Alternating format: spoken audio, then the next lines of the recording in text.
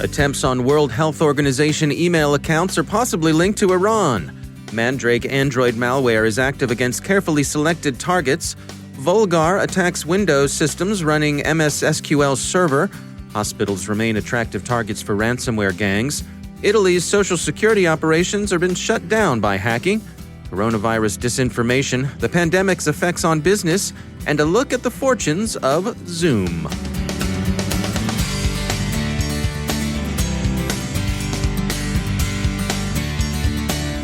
And now, a word from our sponsor, LastPass. LastPass is an award-winning security solution that helps millions of individuals and over 61,000 organizations navigate their online lives easily and securely. Businesses can maximize productivity while still maintaining effortless, strong security with LastPass. Transitioning to remote work can be complicated. LastPass Identity is here to make the transition easier without decreasing security. Through integrated single sign-on, password management, and multi-factor authentication, LastPass Identity enables remote teams to increase security. With an uptick in phishing attacks, LastPass reduces the risk of phishing schemes by never autofilling passwords on suspicious websites and adds MFA across apps, workstations, and VPNs. It helps manage user access. Regardless of where or how employees need access, LastPass ensures employees have secure access to work applications through SSO and Password Manager. It enables secure sharing. LastPass enables remote employees to securely share passwords across teams in order to securely collaborate and stay on top of critical projects. And it allows you to maintain control. LastPass enables IT to remain in complete control over which employees are accessing which resources, no matter where they're coming from.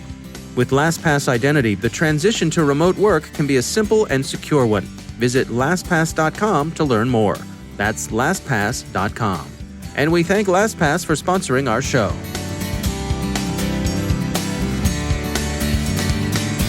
Funding for this CyberWire podcast is made possible in part by McAfee, security built natively in the cloud for the cloud, to protect the latest like containers, to empower your changemakers like developers, and to enable business accelerators like your teams. Cloud security that accelerates business. It's about time. Go to McAfee.com/time. From the CyberWire studios at Data Tribe, I'm Dave Bittner with your CyberWire summary for Thursday, April 2nd, 2020. Reuters reports that attempts to compromise the email accounts of World Health Organization staffers may be the work of Iranian operators. WHO officially says it's not in any position to make an attribution, but anonymous sources close to the UN organization say the attacks seem connected to Tehran. Security firm Prevalian told Reuters that they saw significant circumstantial evidence suggesting an Iranian campaign. The attempted cyber attacks on WHO have been murky, sometimes linked to the Dark Hotel APT, which itself has been connected to several governments, but none in a definitive way. Threat researchers at Bitdefender have offered ZDNet an update on the Mandrake strain of Android malware it discovered earlier this year. Mandrake focuses on Australian Android users, eschews mass automated attacks in favor of human-run operations against selected targets. Mandrake appears to be a criminal operation, probably a patient attempt at what Bitdefender characterizes as credential stealing, information exfiltration to money transfers, and blackmailing. Security firm Guardicore reports a long-running criminal campaign targeting MS-SQL servers. They call it Vollgar, a portmanteau of Vollgar, the cryptocurrency the campaign mines, and Vollgar, which is how Guardicore views the criminals' behavior. The servers make attractive targets not only for their computational power, but also for the large amount of sensitive data they hold. China, India, the U.S., South Korea, and Turkey have so far been the countries most affected by Vollgar. The attack typically begins by brute forcing internet-connected servers with weak credentials. Microsoft warns hospitals to expect a surge in ransomware attacks and offers advice on how they might defend themselves. Gangs using the R-Evil, also known as Sodinokibi strain of ransomware, have been especially active against healthcare targets. The current coronavirus emergency obviously continues to have considerable effect not only on public health, but also on economic conditions and international rivalry. One of the difficulties of assessing the COVID-19 pandemic in ways that might usefully inform effective disease control policies has been the challenge of understanding the pandemic's extent and the course infection takes in its sufferers. Chinese information control practices haven't helped. The U.S. intelligence community last week delivered a classified study to the White House that concluded, according to Bloomberg, that China's public reporting on cases and deaths is intentionally incomplete. Others with fewer or at least different dogs in this particular fight have reached the same conclusion.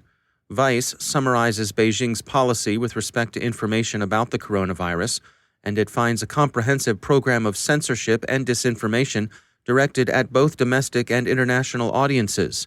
Stanford University's Internet Observatory says that deliberate misdirection and obfuscation have been in progress since January. Lockdowns, illness, self-isolation, enforced closures, and the attendant throttling of commerce have taken a toll on all sectors. CNBC, in a non-rigorous but informative look at startups, concludes that more than 3,500 jobs were eliminated during March at some 40 companies who'd collectively raised more than $14 billion in capital. The New York Times calls the job destruction the Great Unwinding. The tech sector and its security subsector have been less heavily affected than some others, but they've by no means been immune. Perry Carpenter describes himself as a security behavior alchemist, and he's also chief evangelist and strategy officer at security awareness firm KnowBe4. I caught up with Perry Carpenter at the RSA conference. And I think that there's two sides to the data story, right? The fact that if all these vendors are successful and all the organizations are successful implementing technology-based vendor solutions for security, we would have no breaches if that's the solve, right? Right. And the fact is day after day, week after week, month after month, year after year, decade after decade at this point, we see security-related breaches caused by human error, and the technology that's supposed to have fixed that a few years ago hasn't. And so when somebody comes to me and says, well, the technology is the only way and you're wasting your time with working with humans, I could also say, well, the technology isn't working for you either. And so you do have to step up and you have to add that additional layer of security, that human piece. And then the other side of the data is we do have data that shows that if you are paying attention and if you are training your people and doing that in a behavior design-based way, and there's parameters to that I could share with you. But if you're following best practices for behavior design and doing simulation combined with training, then you can knock down the propensity for somebody to click on a phishing email dramatically.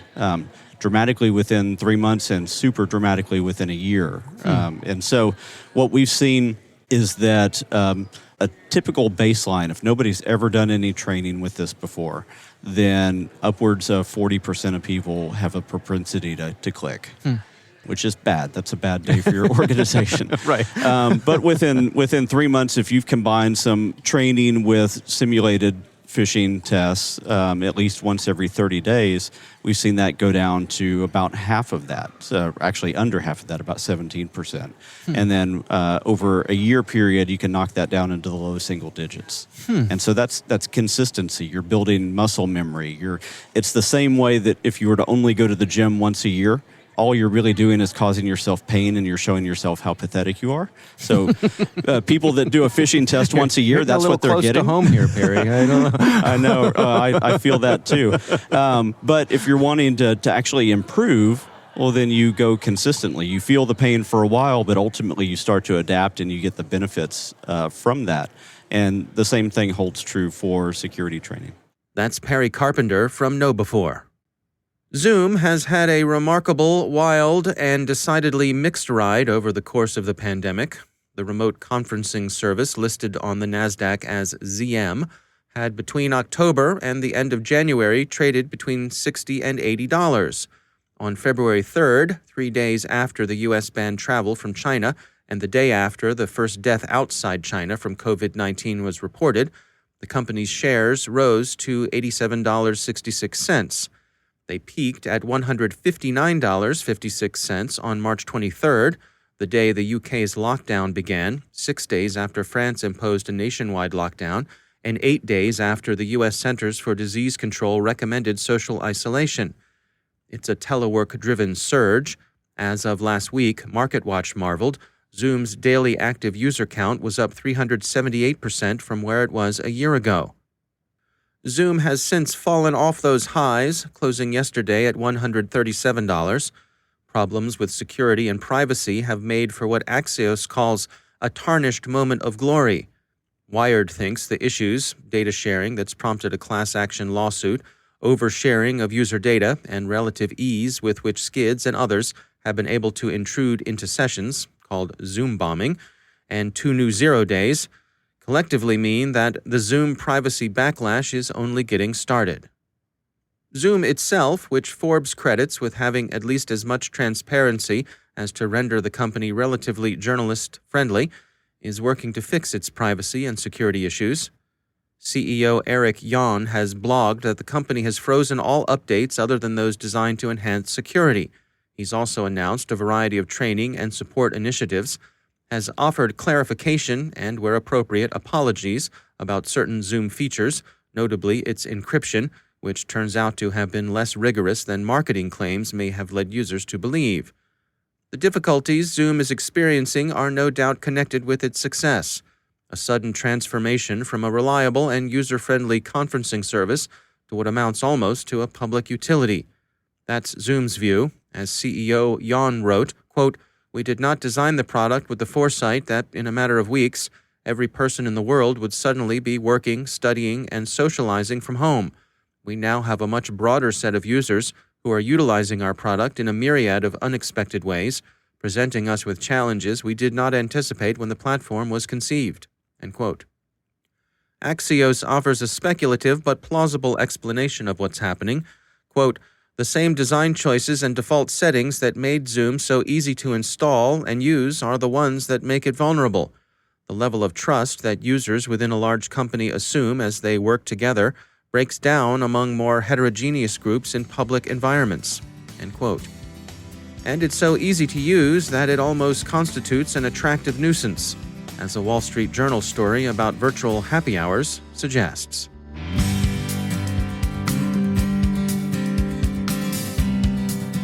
And now, a word from our sponsor, Mazars Cybersecurity. Currently, the largest fine under the GDPR is over 200 million euros. With other similar laws like the California Consumer Privacy Act coming online, it's critical to review your company's readiness for and compliance with privacy regulations. The legal experts and cybersecurity professionals at Mazars Cybersecurity can review your systems and processes, ensuring that you are in compliance with privacy regulations, reducing your risk moving forward. Their world-class team in over 90 countries has experience with the full range of regulatory regimes globally and insight into local requirements at the state level. They can even act as your data protection officer. They understand that today's business world is international, online, and interconnected. A law a world away can substantially impact your organization. Can you afford to be out of compliance? See how Mazars helps at www.mazarsusa.com/cybersecurity. Again, that's www.mazarsusa.com/cybersecurity. And we thank Mazars Cybersecurity for sponsoring our show.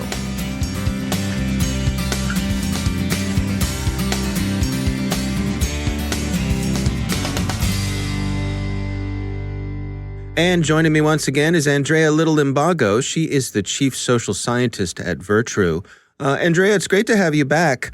I wanted to touch today on this notion of what's shaping up as a global battle for information control and how various nation states are coming at that. This was originally going to be something you were going to discuss in a panel discussion at South by Southwest. That didn't happen because of some global virus concerns. But let's dig into the topic itself. Yeah, we're supposed to be talking about it shortly. Had a great panel lined up with Nina Collars, Mandrake, and Lisa Jiggets. So hopefully we'll get to do that again in the near future. But what we were going to address, actually, it was large focus on the nation states, but also actually bringing in the non-state actor as well. And so I'll explain that. By the way, Freedom House measures internet freedoms and so forth. 9 straight years in a row of a decline in internet freedoms. we're seeing at the same time, roughly 14 years in a row, decline of democracy across the globe. And so we have these two trends going on. And what it really is showing is just that the spread and diffusion of authoritarian digital control of the environment and what the digital authoritarian playbook is.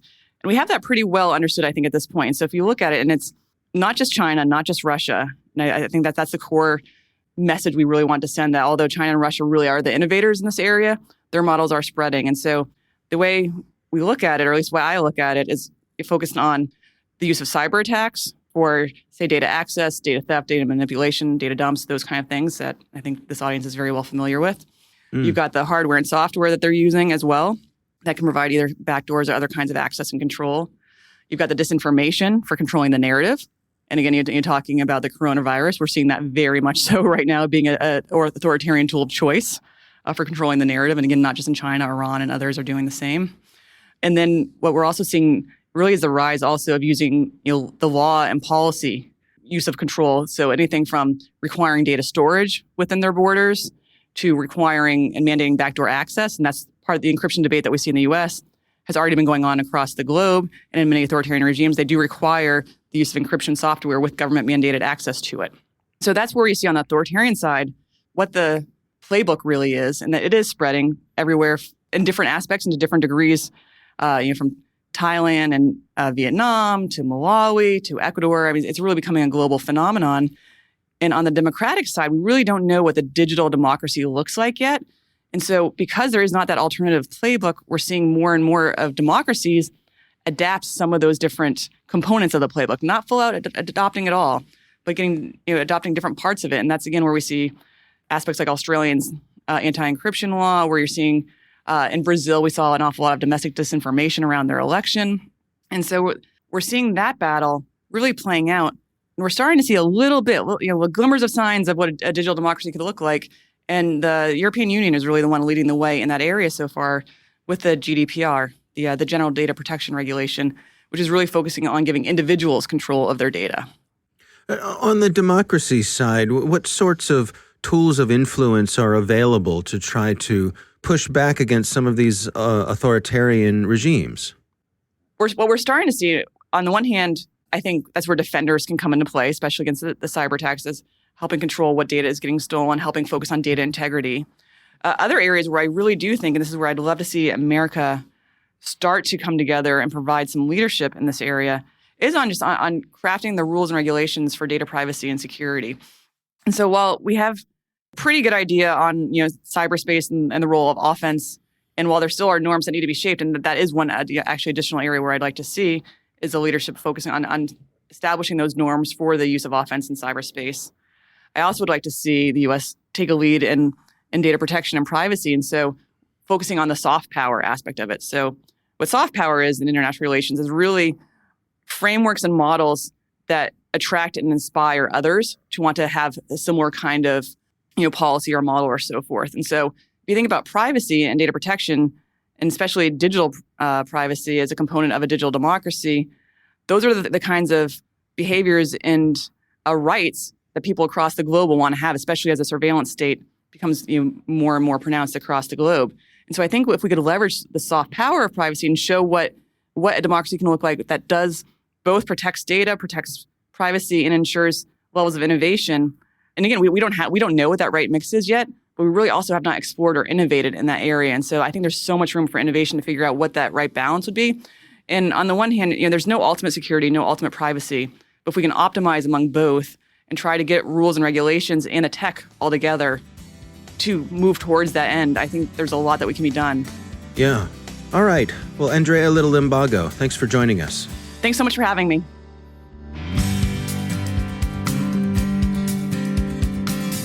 And that's the CyberWire. For links to all of today's stories, check out our daily briefing at thecyberwire.com. And for professionals and cybersecurity leaders who want to stay abreast of this rapidly evolving field, sign up for CyberWire Pro. It will save you time and keep you informed. Listen for us on your Alexa smart speaker too.